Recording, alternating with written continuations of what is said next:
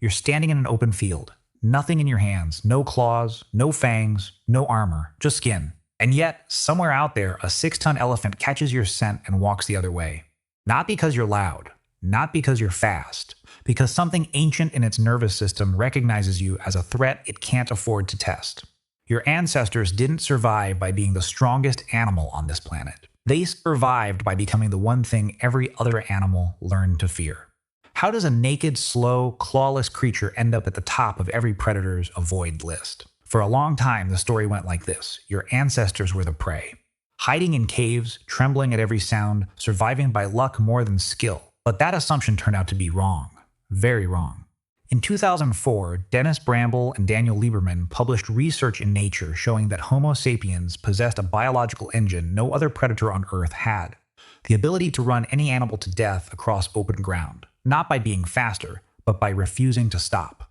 That single ability rewired the entire food chain, and speed, it turns out, was never the point. Endurance was the weapon. But here's what nobody talks about. Running was just the beginning. Picture a lion chasing a wildebeest, explosive, violent, over in 30 seconds or the lion goes hungry. That's how almost every predator on Earth hunts. One burst, one shot, done. Your ancestors hunted nothing like that. Persistence hunting works on a single brutal principle. You don't need to be faster than your prey. You just need to be running when they can't anymore. A horse sprints at 70 kilometers are impressive, but after 6 kilometers of full sprint, its body temperature spikes past the point of recovery. A kudu can hit 80 kilometers in a straight line, but in 15 minutes of sustained chase under midday sun, it overheats and stops. Your ancestors didn't stop. Bramble and Lieberman's 2004 paper in Nature documented exactly why. Homo sapiens is the only mammal on Earth built to cool itself while running, 2 million of sweat glands. Upright posture reducing sun exposure. Feet designed for long-distance impact absorption. No fur-trapping heat. While every other animal on the savannah was panting and collapsing, your ancestors were still moving, still tracking, still coming. The prey didn't die from a single wound. It died from the exhaustion of being chased by something that simply wouldn't stop existing behind it. But here's what nobody talks about. The animal didn't just lose the race, it died confused. Nothing in its evolutionary history had prepared it for a predator that hunted with patience instead of power. And that confusion, your legs still carry it. Persistence hunting was terrifying, but it had a limit. You had to get close enough to finish the kill.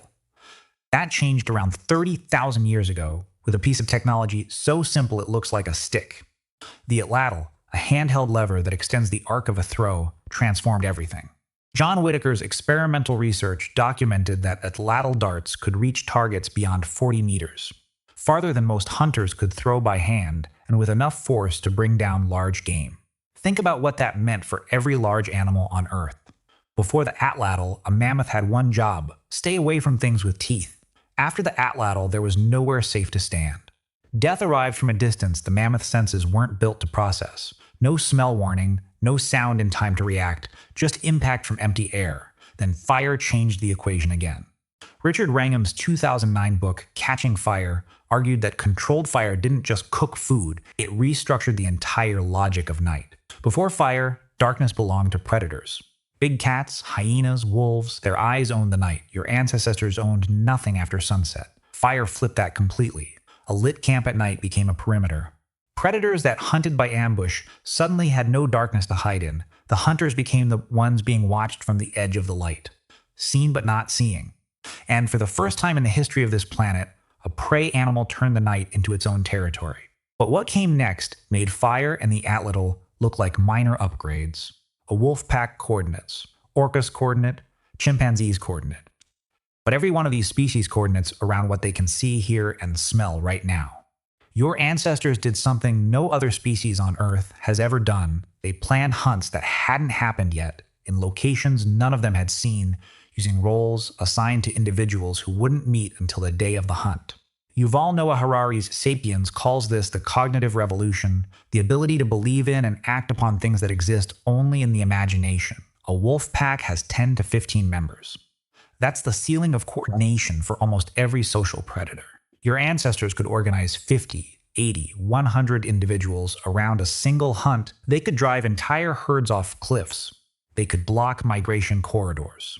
They could split, flank, and seal an escape route, that the prey had used safely for generations because they'd talked about it the night before around a fire using words.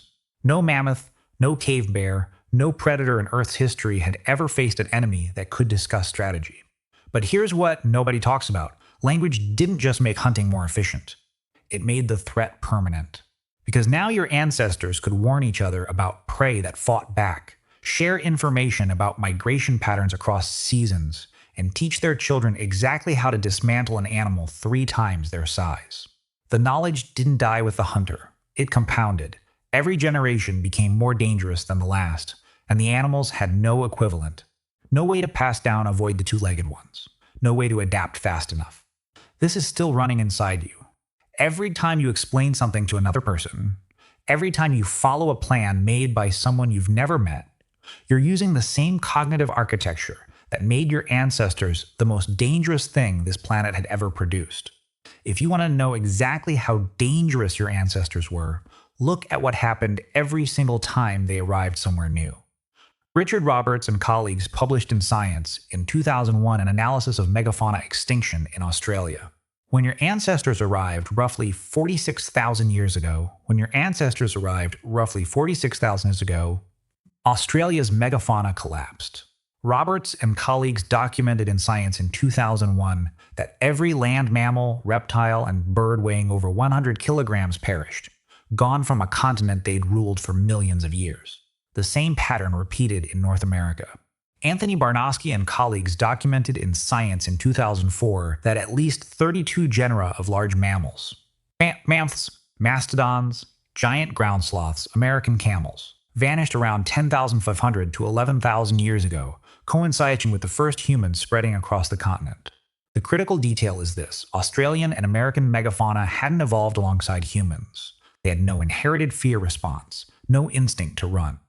They stood their ground the way they'd always stood their ground against every other predator. And that instinct, unchanged for millions of years, got every single one of them killed. African and Asian megafauna survived in higher numbers precisely because they'd spent hundreds of thousands of years evolving alongside your ancestors. They'd learned. The ones that didn't run when they smelled a human were already gone from the gene pool. What remained were the ones with fear baked into their biology. That 6-ton elephant walking away from your scent, it's not being cautious. It's carrying the memory of every ancestor that didn't walk away and didn't survive the choice. Your body doesn't know it's to 2024. It doesn't know about supermarkets or fences or the fact that you haven't personally chased anything to death in your entire life. It only knows what 2 million years of selection pressure wrote into it. Those 2 million of sweat glands are still there. That upright posture is still there. The feet built for 40 kilometers of continuous ground contact, still there. Drop your ancestors into a modern city and they'd be lost within an hour. Drop you onto an open savanna with a spear and 30 people who speak your language, and something older than your conscious mind would start calculating wind direction. The gap between that animal's last footprint and this one, you wouldn't think it, you'd feel it. Because the most dangerous predator this planet ever produced didn't build its power in a lab or a factory. It built it in you, 2 million years. That's how long it took to build what you're carrying, not claws, not fangs.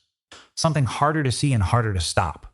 A mind that plans, a body that endures, and a voice that turns strangers into allies.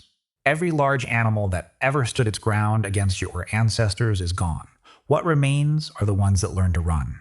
And somewhere in the biology of this planet, in the nervous systems of elephants and wolves, and every creature that still flinches at human scent, your ancestors left a signature, one that never needed a name,